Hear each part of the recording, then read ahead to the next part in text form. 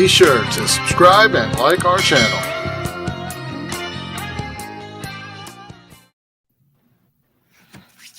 Hello, welcome everybody.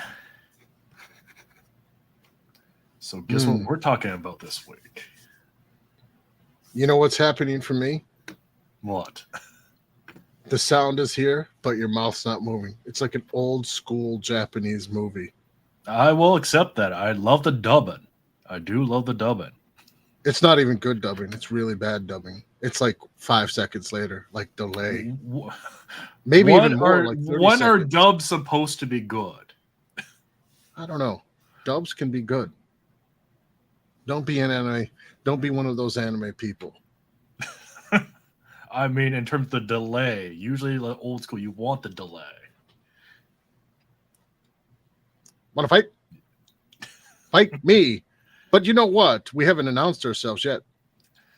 That we haven't. So, for people listening, we got lots of events every weekend. No, I mean, who are we? Well, the listeners know who we are. However, are you sure? Maybe it's a first-time listener dragged in by the word Isekai. It could be. So we have Andrieh Vidmus, author of Hands-On Chaos Magic, co-owner of Queen City Curio, and all our business ventures here at Queen City Curio and Apothecary. He's a renowned author worldwide. Also say this is deeper down the rabbit hole, and that we're Queen City Curio Videocast. Well, you just cut in, but yes.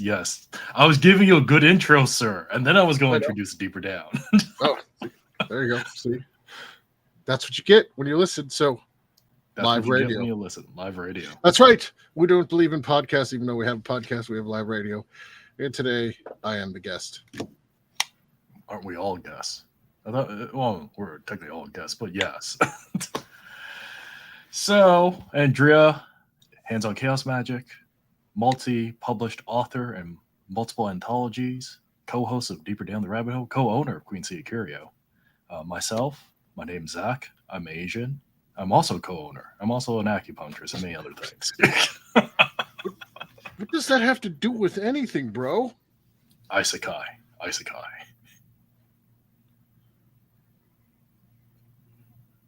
So, with that said, we do have some events coming up every weekend. So for next week, we are looking at the summer solstice and ritual potluck. After that, once we start heading into July, Lucky Numbers and Angels workshop. And then we have Archangel Zachiel ritual on July 9th. Now, the times, we are looking to switch them. So instead of being the 6 p.m., we are going to be looking at switching that time. Probably, was it 1 or 1:30, sir? Probably back to 1:30, although the potluck is all you. Potluck is whoever shows up, we will divvy up. So, but yes, that will be a summer solstice ritual. So that'll be fun times. Do I have to do that ritual? I mean, rock, paper, scissors, you know how it goes. I mean, I just did a sun ritual. That you did. I mean, like yesterday. A pretty hardcore sun ritual. Yeah, we don't talk about. We don't talk about for the public. We don't talk about them. So why do we go with this topic today on Isekai and Astral Magic, sir? The truth or lie? Flip a coin. I mean, the truth is that everyone loves Astral Magic, and most people do it wrong. That is true. And there's it's the most requested topic and the most requested class, except it's also the most escapist form of magic possible. Well, yes. And by escapist, I mean not magic. It's also the most flexible and powerful type of magic if you do it right. So it's both at the same time the most escapist. It's the closest tied to shamanism and some hardcore results, and it's also the one that's most abused or most escapist sort of whole way of doing magic, because essentially it is by and far the most flexible style of magic you could possibly do. Well, yes, it's hard to get the verifications that most people are going through because it's mostly guided meditation from when most people talk about astral, which is not our experience. Correct. I mean, it's not incorrect that astral work is largely guided meditation. That is true. But there's different sort of things you can do. There's inner temple work, there's outer temple work, there's other realms you could visit. Mm-hmm. And everyone just sort of usually goes to either the Harner shamanism, which has got upper, lower, and middle worlds, which there's many styles of shamanism that don't share that conceptualization, especially once you start talking to more indigenous people who are not touched by sort of Western shamanic thought. And there's this notion of, there's a whole bunch of inner worlds things that you can do. And then there's also outer world things, which are like deeper astral realms, and kind of it gets confusing what's going on with what. And it gets difficult to understand where the results are coming from if you haven't conceptualized the work correctly. Right. And I think that is probably what should the metrics be for astral work first. I mean, I think same that as is a metrics for sigil magic, the same for a metric for any Goetia summoning or angel summoning. Like, there should be hard metrics. If you're doing a curse on the astral plane, you should be able to see the results on the person you're trying to curse. If it's not there, it's escapism. Now, generally speaking, there's a whole bunch of protocols. Now, we're talking about Isekai too. Yeah, we are. I mean, there's another word for Isekai, right? An older European one called a fairy tale. Like, every single story of the fairy kind in non-Irish myth, and they have slightly different names for what the fairy kind is, but we recognize them as it's fairies. Often involves with somebody getting abducted into another world, and then when they come back, they're not the same, or they have more. They all of a sudden have different magical powers, and this is a theme that we see all through Asia, all through Slavic countries, all through the Russian country, all through not the Russian countries. Well, they should be the Russian countries, but let's leave that alone. But we see this kind of we kind of see this through all of Eastern Europe, through all of Asia, and this story is also commonplace to many stories I heard in voodoo, in Haiti, and other places where a person disappears to the other world and comes back with power. And that is, of course, a metaphor. Maybe not so metaphorical, because there's a lot of stories that all say the same exact thing, that people disappear for a couple days and come back with power. And Isekai is literally it just means in Japanese other world. Now, granted, this is probably the most popular style of animes and mangas right now. There's so many derivative works that it confuses the issues a little, because that's like so popular, everyone's just getting on the bandwidth. But I don't think gets into a complex relationship between art and what's going on here. Some of these stories, some of the other world settings, if you even believe in any of the fairy tales, is it an actual literal move, or is somebody actually conceptualizing something they're seeing from another world? Now, you could just say it's all in their head.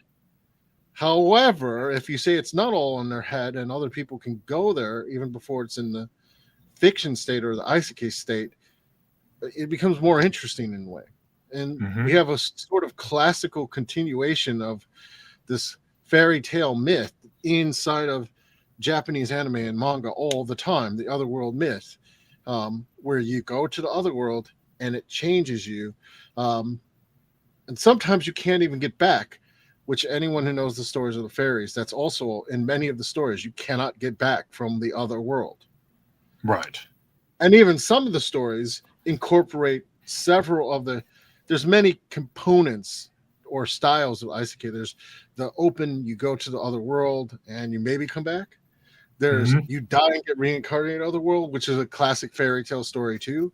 That once touched by a fairy, you get reborn in their world, not this world anymore, because you're different, or you're and that's a classic Asian story. It's almost how the mortals are born in Taoism. Yeah, that would be like you eat the peach and you're not in this world anymore. You get reborn in another world, the world of heaven.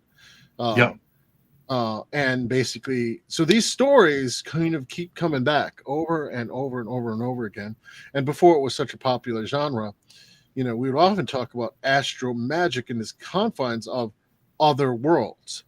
And that might seem like ridiculous to a lot of people because, again, for more grounded magicians, this is pretty ridiculous. What are you going to do? You go to the other world, you throw fireballs out of your butt. What does that do for you here? Right. And that's where all of these tales, when people are like, "Could we do this astral magic?" And then we say, "Well, how's that actually make an impact in your life?" And that's not escapism. Well, I mean, granted, like I said, I do think it's, as you've seen, and we've seen, some of the most powerful potential magics. But right off the bat, anything that we're saying, I would say, is more powerful is more risky. And it's not risky just because of the escapism. I know there's several books out there that say nothing bad can happen on the astral plane. Please stop trying to just sell books and be honest with your customers. There is as many parts of the human psyche alone should tell people that even if it was all inner work, directly confronting some of those parts of your psyche is dangerous. That's not to say it's dangerous in the way that other people make it seem like, particularly Christians, that do any of this and the devil's going to come visit you every night. And I don't even know. Yeah, I mean, if we're going by the shamanic tales there is a risk because, even as we talked about in other shows, whatever damage you take in the astral plane, if you're actually physically connecting and working with your energy system and things like that, you do actually take that back. Well, not exactly, right? It's not exactly one-to-one or just so direct.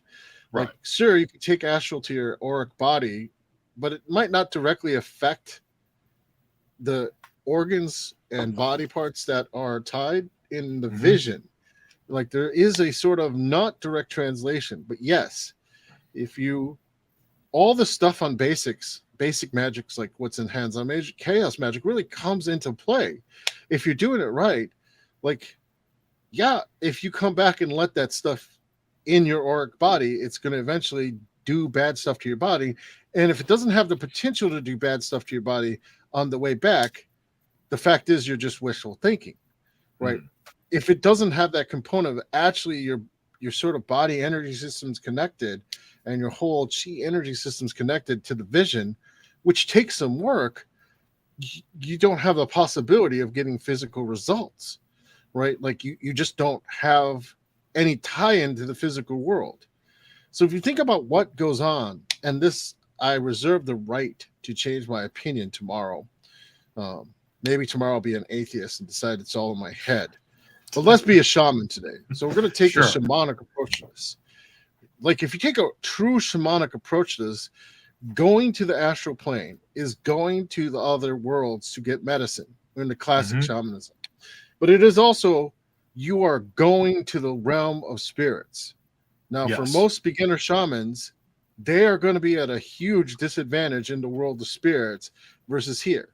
That'd be equivalent to going to where the Goetia are at instead of pulling the Goetia to the mirror. Right. They are going to have the upper hand. And most shamanic initiations or training deal with, if they're not commercialized like most are right now, it is about not totally losing the upper hand. You have to negotiate. You have to actually play. The difference, I think, between a medium and a shaman, although we can disagree with the guy we had on the show the other day. Yeah. Because his general take was more or less shamans are basically just the spirits' bitch. Let's be honest. That's what it is. That was his take. But that's generally sort of how mediums work. Shamans, it's a negotiation. Right. You are the bridge. You are the bridge. For better or worse, between the spirits and the community, And that's a mutual negotiation between the community and the people you serve, and or the land that you serve, and the spirits involved. It's much more of like you're the eyes of the spirits. You're negotiating your spirit yourself, and I think that's where you start talking about this Isekai magic and the fairy worlds.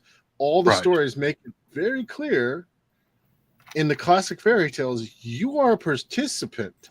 You come back not the same, right? Yeah, And that's kind of the key risk and the key part of this, I think. You come back not the same, right, as you were before. Yeah, and that is, if you are coming back different, then everything around you is different. Could change. It could all change. Right. Like, any actual magical work could have this effect that you could have one ritual change a whole series of events because you're not really in tune to what it would take to get what you're asking for. But an astral thing, if you are different, many parts of your reality could change. Not necessarily in a way that makes it weird, like, because there's a very fine line between coming back from astral realm and having a profound experience and having things changed and having a mental break, which is very much rarer than people think. Right. Yeah. I mean, when you watch Isekai, I mean, there's many different pieces where it's like you jump to the other world, or you walk through a door to the other world, and you go back and forth. I mean, that would be your classical shaman narrative there. We're going back and forth on things. Yes, the classic shaman one is you go back and forth. And to their credit, some of the Isekai are basically saying technology get to the point that's going to occur, like basically full MMO virtual reality games where you can't really separate out the MMO from your consciousness. Yeah, that's like sad. Yeah, so. I'm going to guarantee, and I'll push my marker down and bet that when that occurs, some asshole programmers like myself will find a way to link that to actual astral worlds. Yeah. I won't be the only one. Right. Either. Like, I'm sure other people will also try to do that. Especially with random generated AI or generational AI. They will be able to create the worlds that are seeded based on a magical intention. I'm going to guarantee that happens. Well, yeah. I mean, even from pop magic standards, those worlds are existing. If we're going to look at it from even like, pop magic standards, you can still work with those particular egregore spirits, whatever you want to call them. Well, the difference is that the world that exists is people will take you to issue because they're used to pop magic being you summon a Batman. Right. But throwing yourself into the world never even occurs to most people that that's a possibility within the realms. In which case, again, if you're immersing yourself fully in the other world and you get to the point that there's enough mental, emotional energy behind it, that's real for whatever vision you're having. Right. Now, granted, I said there's a lot of bad anime and manga that's derivative. That there is. It's derivative, so it's not really. It's the same as Transformers 4, right? It's the Michael Bay of anime, right? It's not really inspired. Right, it is. Well, I mean, how many different isekai there is, but there's occasionally some that seem like it's on point. It's on right. point. Some of the top 10 really seem like you're describing the magical system. So, like, let's talk about ReZero. ReZero describes a clear-cut magical system. It has an internal logic to how the magic works. Right. And that logic is as firmly constructed as ceremonial magic in some cases. Yes. It's very clear. Now, technically speaking, if you watch all of the Full Metal Alchemists, it's clear Full Metal Alchemist is an isekai before isekai became popular, especially when you watch the last movie where they make a portal to our world. Clearly, that's another world too. And that has a clear-cut magical system, a clear-cut set of symbols and how magic actually works. It's well-defined and it's replicable as a magical system. Yes, and even with Full Metal Brotherhood, they show different systems of magic too, not just right. one. There are two different systems of magic, clearly articulated. Yes. And one's a Buddhist Taoist system of magic, and one is a Western ceremonial magic system with slight different reinterpretations that are frankly better than most Western interpretations of how ceremonial magic works. At least it makes more sense. Oh, it totally does. It Just totally routes it through. does. It explains why you draw the symbols on the ground through gathering up earth energy to empower your workings, all of that. Again, that's a fully fledged system that maybe people just read ceremonial magic and it came to that, or maybe they're actually channeling through their art something that seems a little bit different from here. Well, that is actually full workable systems. Like when you start talking about full workable systems, you're already talking about, well, now this is more typical considered pop magic, but again, it's coming from another world. This is very much similar to getting weapons and technologies, or not technologies so much, but weapons or artifacts from the old stories in Ukraine and Russia and from China and Vietnam and Malaysia, where people go to a different world and they come back with something. Yes. So they're getting artifacts.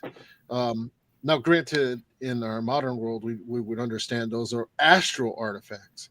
But one of the things you can do is take a magical artifact from one world and then use it or imbue physical objects here with that energy from the other worlds and use that as a talisman. And that's very, very similar to techniques I've seen and heard and been articulated about shamanic talismans. This is very similar. Like now, I mean, people might think it's a stretch to talk about the other world, like in the anime to say this, but the only difference is one is a folktale and one is an anime. And sometimes in Japan, those are the same. Yeah. I mean, even in China, the mythologies are kind of giving hints when you look at the text, where they're saying this is actually an astral location. Yeah, it is in a lot of cases, giving a clue that that's potentially can be conceived of or a place that you can go to. And in that place, there's different rules. Well, so we talk about the near astral plane. Like the near astral plane is remote viewing, essentially. That's here, maybe it's where ghosts and the dead hang out. It's here with us. If you take the Harner approach, which I don't really agree with, but it's the middle world where you can go check out stuff. You can go muck with stuff. If you're connected to your body, right? Then if you even go into the other worlds, once you go to under and upper worlds, you're going someplace else. Now, granted, I think that's a gross oversimplification of the amount of different worlds. But you're going to some place to, maybe we talk about the inner world, which is inside. That's more guided meditation. The middle world, or sort of our realm, is more like remote viewing or standard considered astral projection. But when you start going to another world, there's different rules, generally speaking, in those worlds. The more convincing those rules are in the other world, the greater effect it can have on your psyche. So either if you've convinced yourself it is more real and then rules apply to you more in that world, or the world itself has more constraints, which when you're meditating in that world, it's clear, or it's more clear to you that the rules are there, or there's constraints in what you can and can't do, even when you're trying to visualize stuff. Now, I generally feel if you've thrown your body chi into it, not just a visualization, this becomes obvious that some places have their own rules and own way of doing things that are not quite here. Yeah. I mean, different places, different rules. Assuming astral is different realms, right, for different places, there's going to be different rules for, again, the different spirits. Exactly. But I mean, I also think it's kind of interesting because when you have different worlds, right, you can open up those worlds here and possibly have even spirits cross over. That's a classic shaman technique. Yes. Go get the medicine or a spirit from another world. We see this all the time, and it can be used to great effect, especially if you're starting to measure what the results are and not taking the mystical experience. So just because it's free form, you still have a start, an end, and what the result should be, even if the ritual looks weird.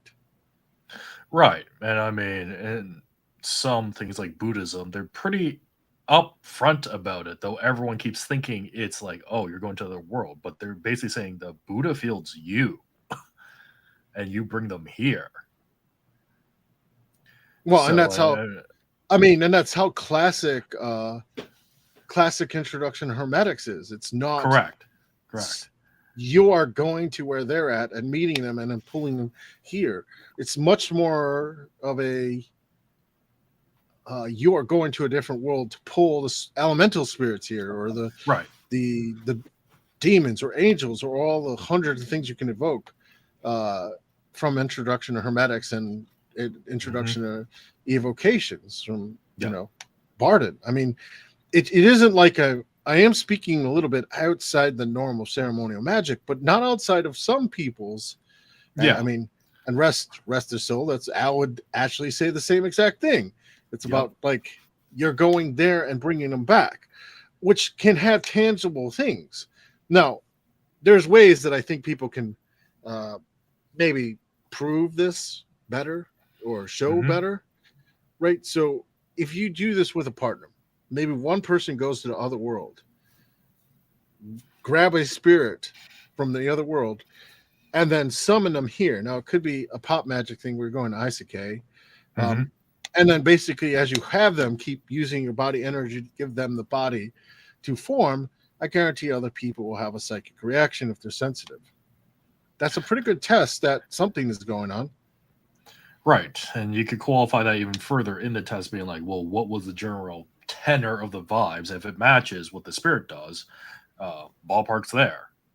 Right. And there's other astral experiences that I had where it's not quite so easy to dismiss per se. So like where you would give people a sigil to go to an astral realm without telling them what it is. Right. And they would get to the ballpark of the details of what they were seeing. It might not be exactly the same. Well, yeah, it's but not exactly you can tell you're describing the same thing from a different perspective, but it's really the same thing. Yeah, because the interpretation of everyone's senses is going to be slightly different, but everyone should be in the same theme. Yeah, it's the same thing, but it's very close. Like like maybe one person sees a dark tower, another sees a tower that's shrouded in lightning or something like that. Yeah, I mean, very similar motifs, not exactly the same interpretation. Right. And this is where I know, like in the shapeshifting course, you dive into a lot of this hardcore for people when they take that course. So, I mean, there's the near astral. What about the far astral then? What would that mean? Well, if the near astral is here, right? The near astral is probably the best for doing when you don't have the materials to do actual work for or against other people here. So like if you want to bless somebody, you could, and you've been to their house, you could just imagine projecting yourself over. That's the other thing too. A lot of the books make it seem like astral projection is an all or nothing out of body thing. That's a lie. It's almost always It's almost always a spectrum of how much intention and focus you have. And most people, it's going to be it's going to shift a little back and forth. It's not all or nothing usually. That makes it too hard for people to actually kind of deal with it.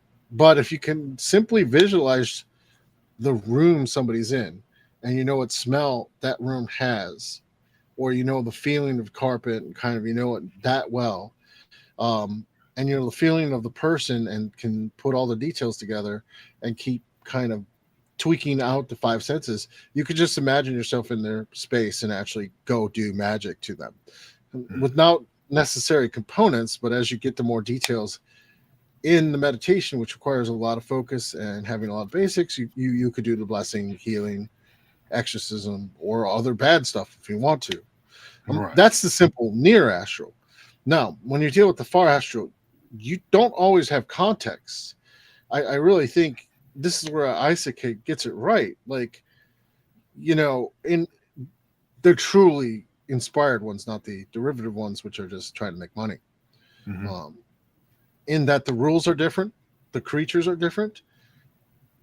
You could try your basic levels of magic that you might know here, and it might not work right, or there might be resistance where you're not able to do it that way. But that's classic tales of shamanism again, right? Like Right. all of these stories are very similar. Like, yeah, the first time you go to a different world, you're basically a baby. You don't know anything in the astral plane, and you still can take auric damage. Mm-hmm. So in the world itself could be aurically damaging in some cases, depending what world it is. Right. Certainly if you're not really acclimated to it and you go down to a hellscape world, you might get burnt, frozen, whatever it is, right? This or hellscape. Hunger Ghost Realm, again, you might have a lot of hunger. You might pull back things you don't intend. Right, and that gets into a whole spectrum of, well, when you do astral work, most people in the books don't set protections. Not all books. Some books Right. are really good, but there's a few Right. that are pretty noticeable that make it seem like you don't need protections because everything's safe, because the universe is totally a safe place. I find that to be horribly naive. I don't know why Right. anyone could think that. And not because I'm skeptical or paranoid, but how can a black hole be safe? No. Right. I mean, like, that's what I'm saying. Like, there's literal things in the universe that have forces that are not particularly concerned about human life or protecting human life. Like the sun itself, if you get too close, it's not safe. So Yeah. it's, on Earth, there's lots of things that are not safe. If we cut ourselves and we don't have antibiotics, we can get an infection from bacteria and die. Right. So to say to me that somehow the astral planes don't reflect our experience of this reality when you're talking about other realities is just sort of laughable. Like, I don't know why people would believe that. But the astral plane also tends to reflect your mindset in part. So it's not entirely like, depending if you just do a journey and you're not really focused on where you're going to go, it's going to reflect what your state of mind is. So it could in part be that you're protected, because you're going to some place that has high vibration, but that's not at all a sure thing.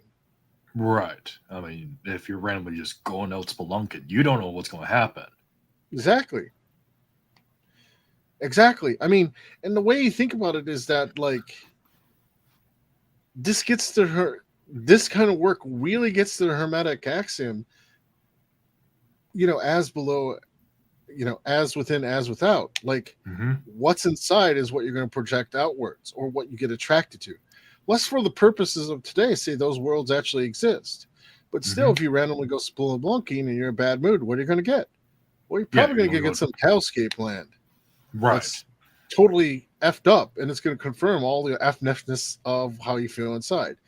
Likewise, if you come in with a totally upper state mind, it's not totally safe either. But again, you'll probably envision something that's more positive to start with. Now, that's not to say that, as we said earlier, the rules of that place may be very different. And still, if you don't have the basics of shielding and banishing down, you still bring stuff back that you don't intend. And not all things that are light are positive. Yeah, no, I don't know how many times we've had to deal with that with clients when they were like, oh, we randomly went to Astral, and we're like, you got hitchhikers on you or with you.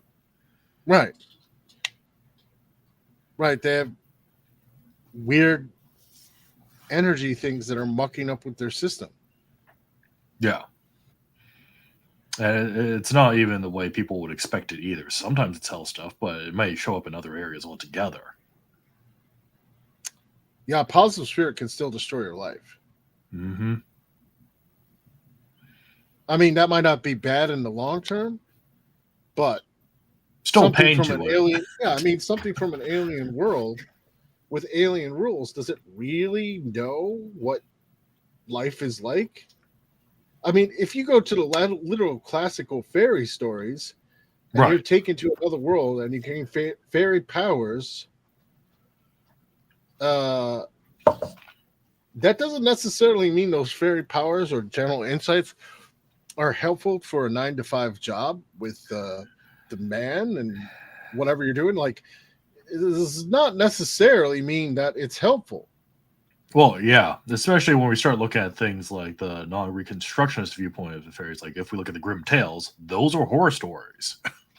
Well, the original ones were moral Yeah. stories, but the folklore behind them is even not too positive about interacting with the fairy kind in any Right. way as a human being. And even the Yeah. beings that could interact in a way quickly, once they went to the other world, they were different. That is key. Mm-hmm. Different being a key word probably for unable to really function in the normal society Yes. in the same way anymore. And really, like, it really think about tying the other world and Isekai and other things. Right, this gets down to classic otherworld initiations where shamans would get sick Mm-hmm. and potentially not be able to function in the normal way anymore for a while. Oh yeah, and even on the Isekai pieces, it goes two ways also because they might, if the other world in this context exists and you're coming in from a different world and you have certain types of knowledge, that may not even be applicable in the other world, but that could be used to help you out, and vice versa when you come back here if you decide to Mhm. come back. Right. Because I remember some of the Isekai, like I remember the one point where they didn't even have engineering or something, and in that anime, and the person started to use engineering theories to start making it better and their understanding of how to make that better for their lives in the other place. Well, I mean, it seems fantastical, but where do ideas actually come from? There's a Right. theory of ideas, like the idea sphere, which almost directly deals with what we're talking about, where ideas are self-evident and they emerge at the right time as someone's consciousness connects to a new idea Mm-hmm. and then basically starts to work on that idea. And that idea will be born whether or not that person does it, because the idea will go to someone else Right. or connect to someone else if they don't follow through on their connection to idea. There's actually a whole theory Yeah, there's a about whole theory about knowledge that talks about this. That is like you're saying, well, what if you go there and you're an engineer, but where do these ideas come from? From Mhm. classic hermetic ideas, right? Your head is bigger than you know, and all these potential different worlds are all still within your head, and they're not at the same time, or not in the classic sense of you're just making it up. That's not really the intention. But these ideas, if you consider them and what shamanic thought's saying, these ideas are out there in different worlds. Right. And that you're tapping in those worlds, you tap into some of the ideas, and the idea will come forward whether or not. So it's not just that I'm saying, I don't want people to take it like we're saying this is one way. Like, Right. It's both ways. there's a practical, magical idea of using other worlds to gain knowledge and skills that you can bring back to this world. From a magical point of view, there's a lot of techniques that Zach has personally seen me draw Yep. from another I have. world and get it to work here once I get Yep. stuff to work. And they're dangerous. Not Yeah, in the they are. class sense of the, oh, this is like you're going to go crazy, but they definitely work. And they Mhm. definitely work the way they're supposed to, but they're dangerous in that they have a lot of kick. Yeah, Like, they do. clearly it's clearly experience of the other world and the spells involved, even being radically different once they're acclimated, they still can have a lot of A lot of punch. Yep, that they do. That they do. And yeah, that gets into a lot of things like, well, all right, how do people, I mean, assuming basics are done in terms of shielding, banishing, and grounding, what experimental pieces could people do with astral magic in a practical sense? I mean, you gave one example there. Well, I gave one example with the world, Right. like focusing on someone's room to do a blessing. Yeah. Right. That's one easy example where you just mentally go there, add all 5 senses, which means you have to be able to have, as hands The on focus chaos to do magic that. says, Yeah.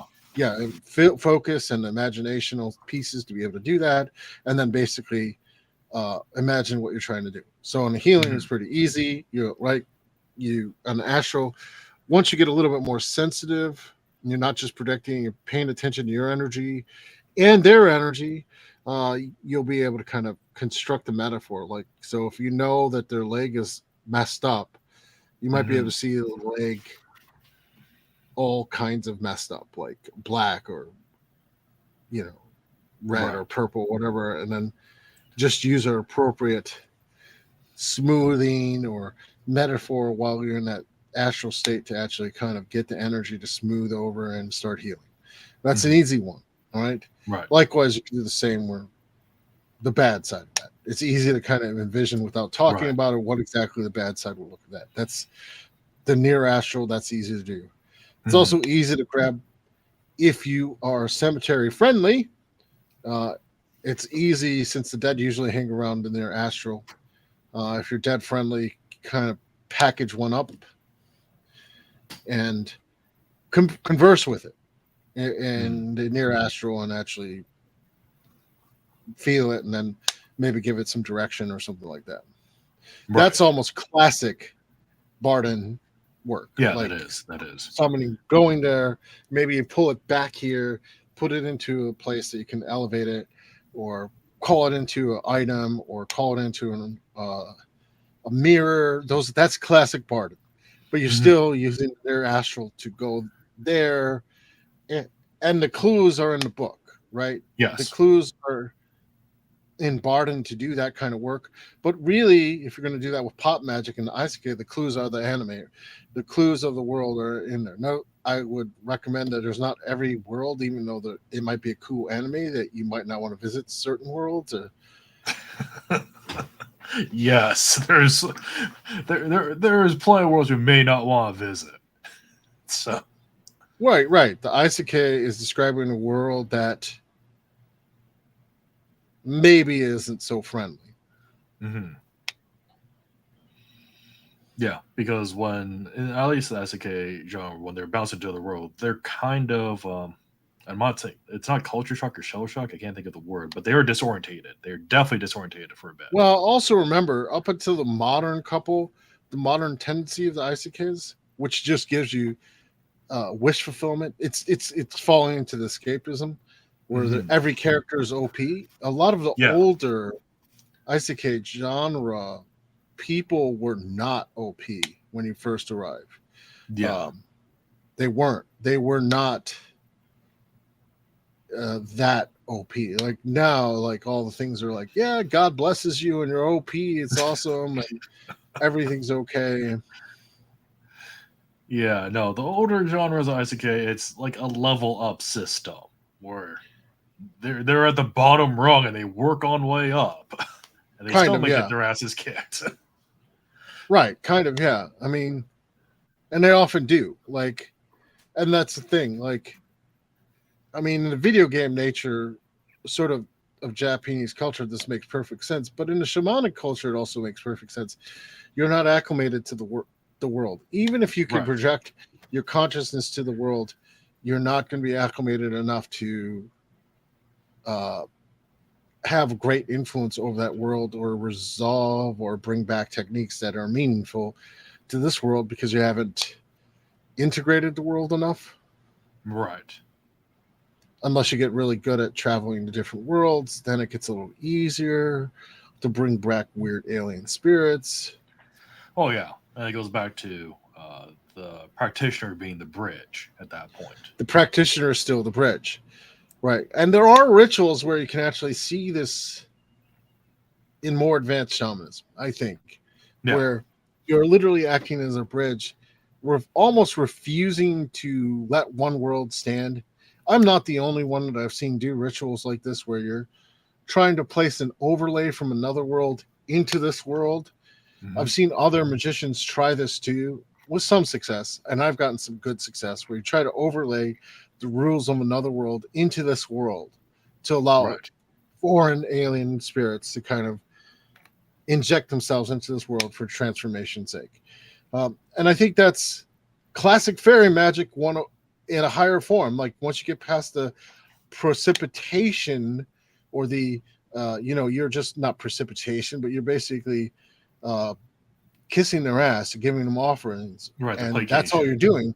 Once you get past that phase, you can look at all the stories of fairy magicians, and it's sort of like it talks about the mist being called forward around you, or a change in the light vibrations which allow the fairy spirits to actually do things. This is also pretty common technique in classic folksy stories about the other world things and magicians who've been there, that if you've really been there, that they can kind of sort of call out the things from that world.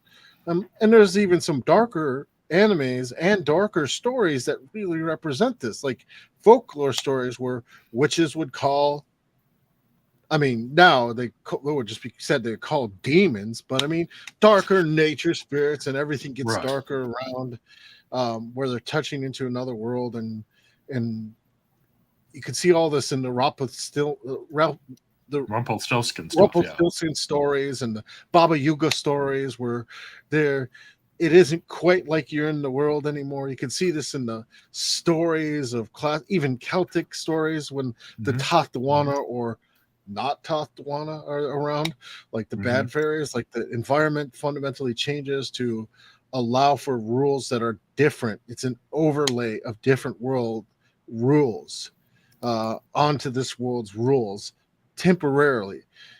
So you see this in a lot of stories, and that's another form of practical sort of magic, but it still affects this world. So it's like if you actually get to the point you could do that, it still has impacts on this world after you do that. Again, the key there is you're still measuring for results, not for subjective experience. Like, I mean, if you're measuring for subjective experience, you can have a fun time. That's true. Like you won't even need a television because you'll have such a good time. But it's addictive, obsessional, and escapist. It doesn't go anywhere useful. Well, I think like oddly or not oddly enough, it's like when you start looking at the Hayao Miyazaki anime films, it's alluded to all this obsessional pieces and how do you actually make your life better directly from the trip. Exactly, because we know, and this is a claim that Buddhism makes, that the world is generally painful, right? Who wouldn't want to go to a world where the fantastic is every day? Yeah. Now there's some real bad sides, like if you really talk about anime logic and actually the other worlds, you notice any world with high levels of magic has a low level of population. There's probably a correlation there in the kind of hellscape that you don't see on screen. That's true. But really, yes, it becomes obsessional because here's a world where maybe in the other world, our world, you have no power. Corporate overlords are running cyberpunk narratives all the time, and burning trees are polluting the skies. Well, who wouldn't want to go to idyllic rural area where magic is real and you can get fine non-GMO food? Right. In your visions, and becomes very easy to decide to just keep escaping there. Right. And that is one of the dangers with all this stuff that you and me always talk about. I think this is the biggest danger. This is why I've been so hesitant to teach astral magic. Like, I have an idea of how to teach it, so it doesn't do that. To follow what what me and Al built with the 923 collective when he was alive. Yeah. But realistically, it is too easy to get obsessed. Like, even visualizing yourself even if you're just mentally visualizing yourself in another world, an anime world, where you have greater power, is addicting. Mm-hmm. I mean, think about it. In the other world, if you interact with characters, it's going to be why MMOs are going to be so addicting too. Well, and why video games are so addicting to some people. But when you get more and more immersion, it's going to be even more addicting. But so who wouldn't want to visualize themselves as a powerful hero in another world? If that doesn't change your actions in this world by making you more heroic, and heroic in this world doesn't necessarily mean lightning bolts out of your fingertips. Right. It means that you are willing to confront things that you're actually truly afraid of and still move forward. If you're a hero in the other world and you confront things that make you scared there, and you come here and are unwilling to confront things that make you afraid, nothing has occurred that is worthwhile in that other world. Right. Now, if you go to the other world and you start fighting goblins and other stuff, and you come here and you're like, no, I can handle this. I can handle whatever issues or obstacles. That other world trip was well worth the time. Mm-hmm. Or visualization, or whatever you want to call it. Whatever you want to call it. Well worth the time. Well worth the time, right? Like, if in this world you were shy, you go to the other world, you decide, I don't know, like all these Japanese anime, you get a harem, and then you're able to talk to women here. Okay, it was well worth your time. Yes. I mean, because basically you made a change yourself in some way that allowed you to actually measure that here.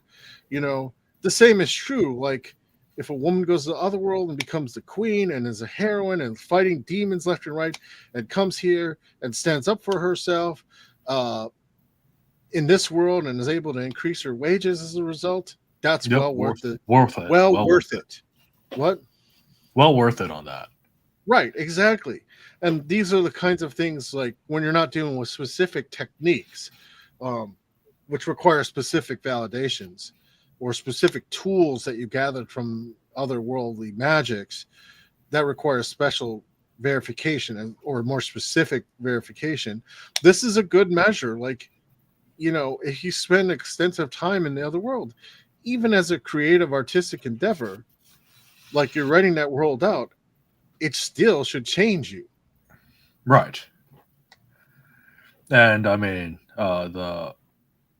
I would say I don't want to say hardcore artist, but if we go back to Fullmetal Alchemist, that person was done. Their life completely changed after that, to the point they were writing about like farm animals afterward, whatever they pull through. It's such a drastic change, and I think this comes down to the point of what you're stating with the Astral. You're a different person, however that looks, for whatever traits you're working on. You should be. Otherwise, the journey and the stories that you kind of experience in that other world are just wishful thinking. Yes. I mean, and if you listen to what's being said, that's horribly risky. Yeah, because that's just going back to... Because we described the good side, right? Yeah, but what's the horrible side? There's a lot. I mean, if you have to die, X number of times in the other world, does that make you cold and distant in this world? Mm-hmm. Because you died so many times, or you've experienced a death in your meditations in the other world? Right. If you get betrayed in the other world, and you're really actually putting your energy into it, does that mean you have trouble making friends here? Right. That's an equally valid magical effect. It's just not a positive one. It's not a positive one.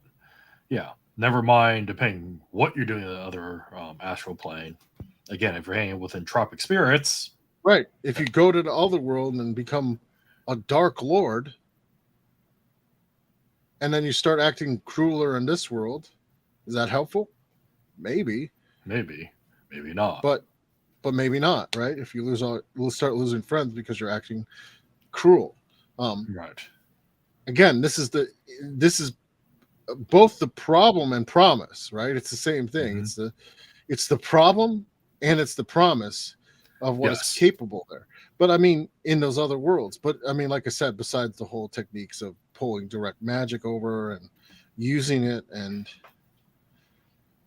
magic pulled in that shamanic way is often difficult for anyone but the person who pulls it to actually use. It takes a long sort of bit of magical engineering to actually get it to work across people at that point, Right. because it's so outside the box usually. Absolutely. And I mean, I think it goes with pieces of with astral work. It's careful what you wish for on that one, because if you don't pick where you want to go, generally speaking, any path will do. This is generally why, at least in the cultures for shamanic traditions, are kind of they at least give you a little bit of a map that you can kind of work through. I mean, if you're going through classic shamanic training, most people, unless you were thrown in the deep end, you wouldn't even go to the other world before you got some Right. sort of familiar or ancestral connections or other spirits guides to actually make Mhm. sure that you wouldn't go someplace that was, I don't know, Horrific. right, that could actually, without training, you know, could, I mean, given that a lot of people have these experiences, let's be honest, on substances, it's Mhm. very possible something could break then, Oh, without the absolutely. proper context or guides. Because you could go to some place that's rough Right. and difficult to conceptualize, where the rules are so different that it leaves you kind of,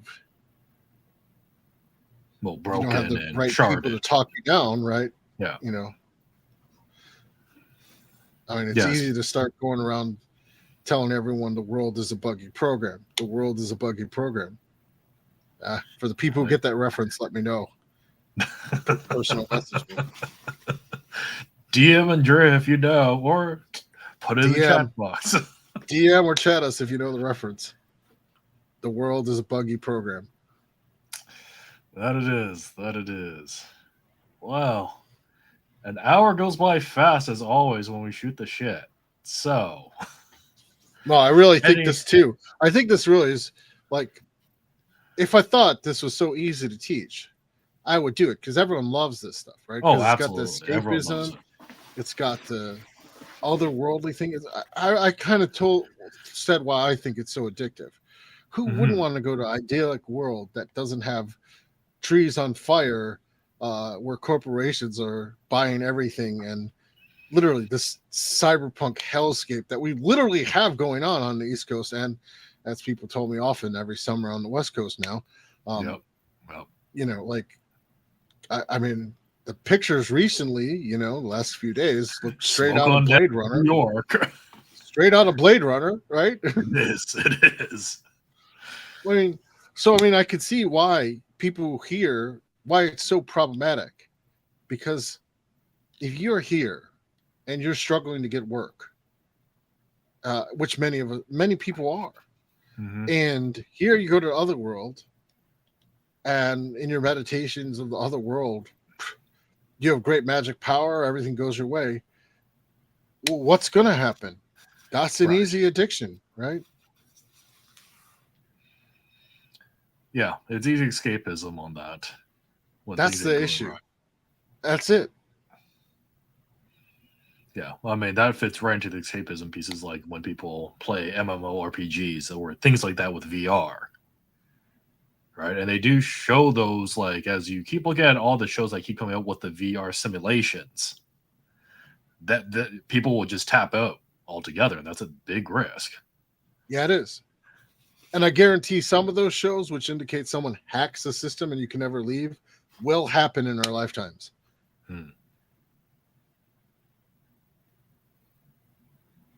Doesn't take a real mind if people are To full figure immersion in out, the yeah, MMO, for somebody to say, what if, to show you how much of a lie reality is? Maybe it could be an extremist Buddhist programmer who just decides, let me show you how much reality is a lie, and basically lock you into the MMO. Believe it or not, we didn't even talk about the Buddhist connection to what we're talking about. But the other worlds, the many worlds in Buddhisms, clearly state this. It's there in Buddhism. It's not even subtle. It's outright stated in Buddhism. It's not subtle at all. I mean, even Taoist stuff, they're not really like saying, they're pretty obvious about it, actually, when you read the tales. They are. Oracles. Right, they are. Very much obvious that that's true. Yeah. I mean, when you read those tales from the Taoist and morals, they're not fun tales whatsoever. No. They are not. No, they're not. And that said, I made fun of the fact that, well, no one reads anymore.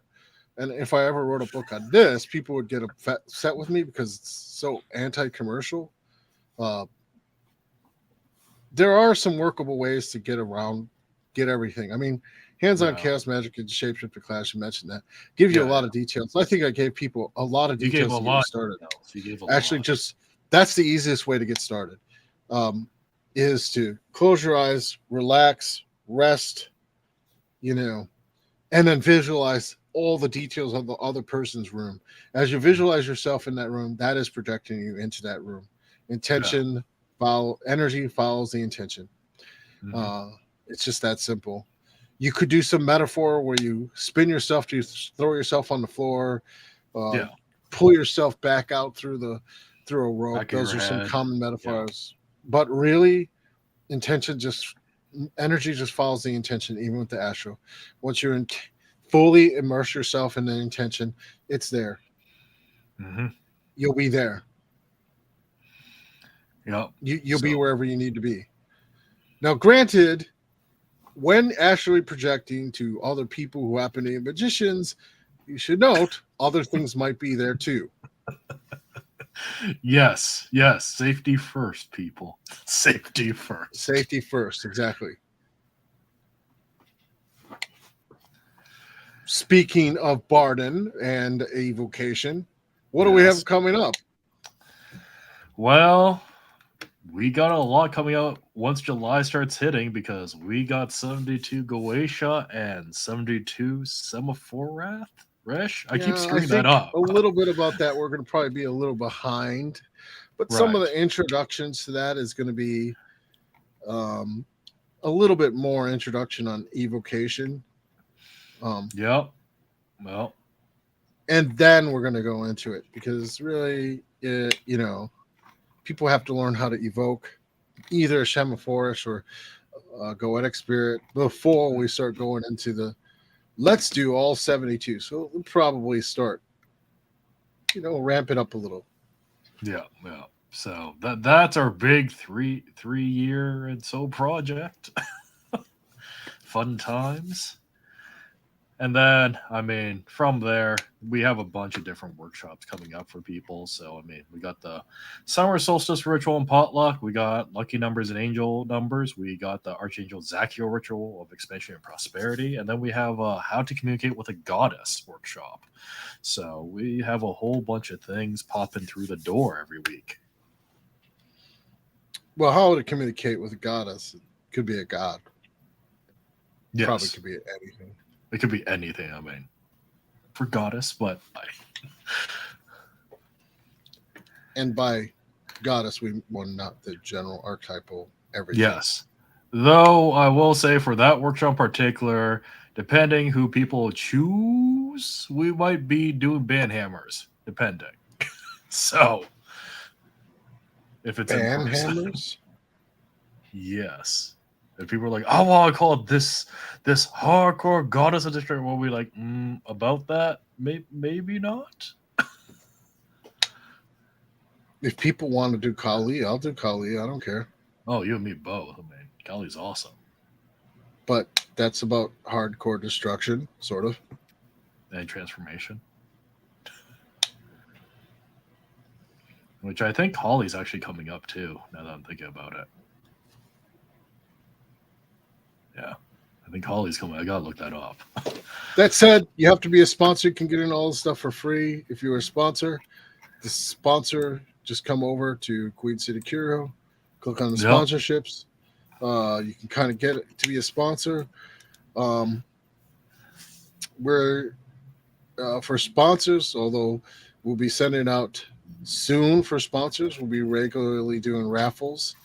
And we're going to do a raffle soon for $100 for the store, where if you respond to a poll and you're a sponsor, you will get $100. You get in the raffle for $100. You'll get in the raffle. And we're also, because of our sponsors, we're totally upgrading our video software. Right. So, by $100, I mean in-store credit. We're not going to give you $100 cash. Yeah. Canadian in-store credit. Yes. We have an awesome website, QueenCityCurioandApothecaryVideoCast. We have many things there that would add up for that $100. And as Zach said, we are improving the Teachable. So if you're a sponsor, we're going to move all the videos over to Vimeo soon and give you access to that.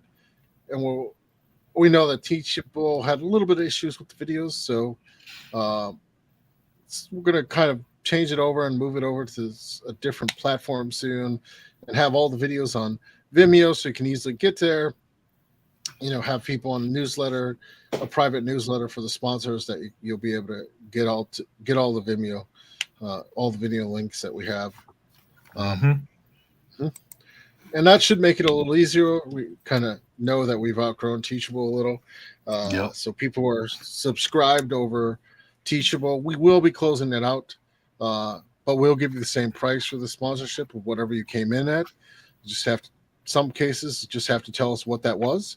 And then we'll keep emailing you and telling you, hey, especially when we do the $100 raffle, we're going to probably tell you, okay, move over to this platform. Just tell us what you paid.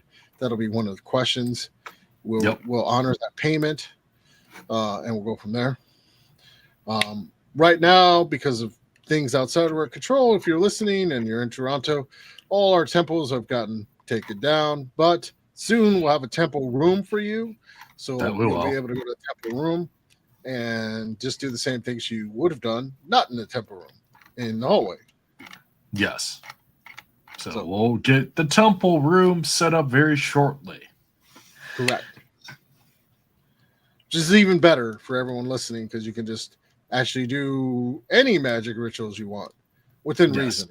Within reason. Yeah, we'll both get upset. We'll be like, about that. Really? Because I like madness. I won't get that upset. I'll just have to clean it. Well, I think that's the point where we'll get angry. We'll be like, really? We got to clean this up? If people cleaned up themselves afterward, I'd be like, okay, I don't care. But right, exactly. Yes.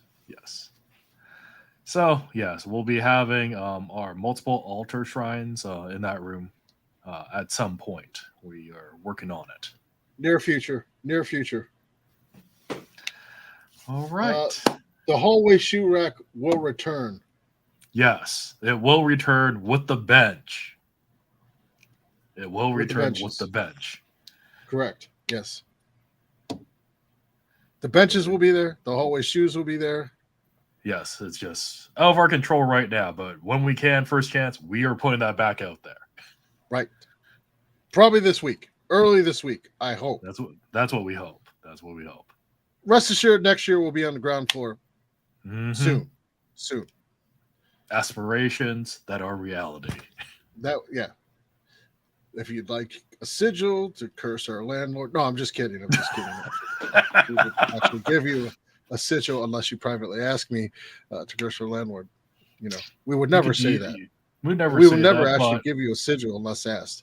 So, and we wouldn't give you that. If you like to do some artistic renditions, I mean, we could talk about that on the side through DL. Yeah, right. If you want to do some private artistic, anyway. That said, next couple of weeks we're a little behind. Like I said, we are going to start the whole. We're waiting. We've ordered the 72 go slate Galicia, and it should be here any day now. Yep. We are really looking forward to them. So we got a couple more things to do and get started, and then we're going to go. To bear Animal's questions, next year we will definitely be changing buildings. Yeah, we're changing buildings. Upgrading, thanks to everybody's support. Right. The more support you give, the more sponsors you'll get, the faster the upgrades happen. The faster the upgrades happen. All right. Thanks, everyone, for listening. If you're interested in more Astral work, I could be convinced to run Astral classes, like I said. I have a framework for how it could work. I know that's a big thing, but I'm really worried about the escapism. And I have had many conversations with Zach about this escapism and why I'm worried about it. I think there's a lot of authors right now doing escapist magic, and I really feel like it's a disservice to all the occult community. Between that, Aura was pretty good. I liked Aura, but okay. Okay, I guess not to Aura. Not to Aura. Technically, Aura would be sub first floor, and I did say we were going to move to the first floor. First floor, ground floor. So, but then we could start saying things like we started from the bottom, now we here. Well, yeah, because it started at sub basement, right? So there you go. There you go. But yes, Andrieh most definitely can be convinced to do astral work. So you want that? Let us know. However, we do have Quid Pro Quos where we want to not make escapist and practical results driven. Right. I definitely don't want to add to the escapism currently. That's such a popular selling point in the cult literature. I just won't do it. I won't be part of the problem. So there you are, everyone. So stay safe, stay healthy, and we'll be talking soon.